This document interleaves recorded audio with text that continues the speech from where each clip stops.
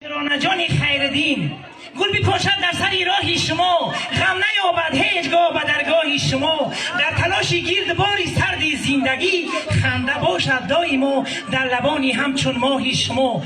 بگذار به این حافظان خورشیده هم هر شنبه یک شنبه زکسای پی در پی آرزومندم. بگذار دائما خوشبخت باشن، خانه آباد باشن. یک خرسک برای مطربا. از فرخاری باستانی چله به دست آمده ایم، این وحدت شما ما کوگی مست آمده ایم. ای دوستای شیرین کوگا پرید ای دستم، من همه تایر جانی کوگی مستم.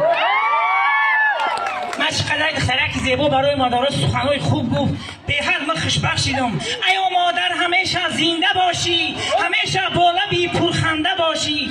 اگر بینی که عمرت کم بمانه، بگیر ای عمری ما تا زنده باشی. سلام علیکم دوستان گرامی، مهمانان عالی قدر، اکنون و این دل عروسی نازنین و شهبچه نازنین که روز سالهای سال ماههای ماه این روز را انتظار بودن، روز انتظار بوده تایر جان و کبریا جان فرا رسیده است. ای عروسی نازنین باغت معطر می شود، در شب توی از سخن گویم دلم تر می شود. منقدم در شاهراه زندگی، زندگانی حقیقی ای پدر سر می شود. امشب دو ستاره هم کران ای دوستان، امشب دو ستاره هم کران ای دوستان، امشب دو بهار به خزان ای دوستان، امشب دو نهال باغ پیوند شود، هر دانه گره گلفشان ای دوستان. رنج گل بلبل کشیده برگ گل باد بود، زحمت هم مادر کشیده لحظت داماد بود.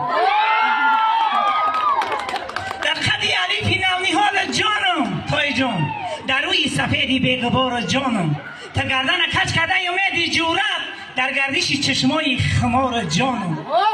10 بار بگفتمت تای جان، 10 بار بگفتمت نه یار نگی. ای 8 بگذر دامنی 7 یار نگی. اندر 6 و 5 و 4 و 3 نیست وفا، دشم بگذار دامنی یک یار بگی. و جوراکوی هستن که میگن توی جان یا زنه بزنه دو زنه صاحب زنه. هیچ وقت باور نکن.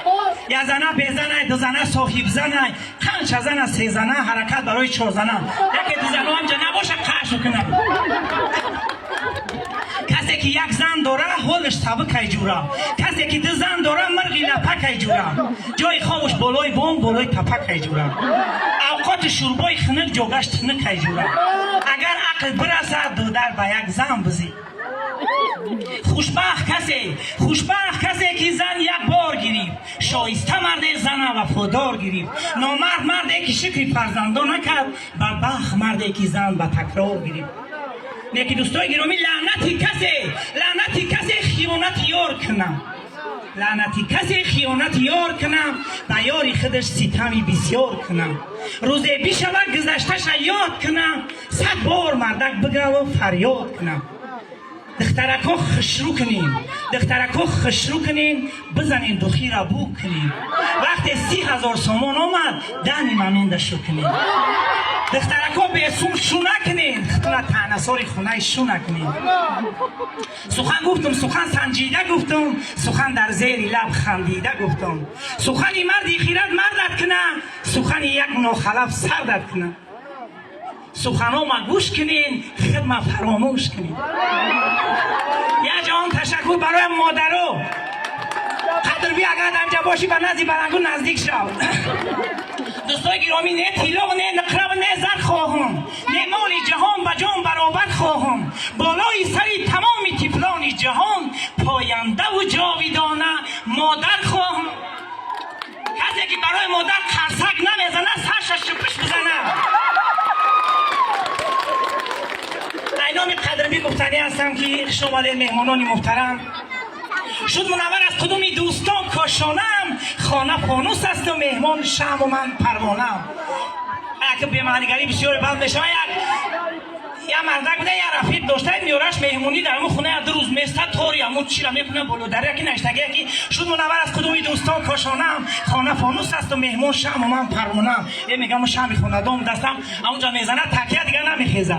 زنک میگه این مردکی آشنای تو کی میروه؟ میگه اوخ نمیدونم 3 4 5 شی یاد میگه تماشا براش میگه جورا وقت هر وقت راکی میشم میگم خونم برام بالای در تر میکنم شد منور از کدومی دوستان کاشانم خانه فانوسای مهمون شب من پروانه من اصلا شب خونه‌دونی تو دستم دیگه نمیرم ای زنر میگه برایم شعر خونه نمیرفت میگه تو بیا براش پرگول کن من خود شعر علش میکنم میرم مردک آشناش هم میگه میرم زنر مینسته شد منور از کدومی دوستان کاشانم خانه فانوس است و مهمون گل من کنجوره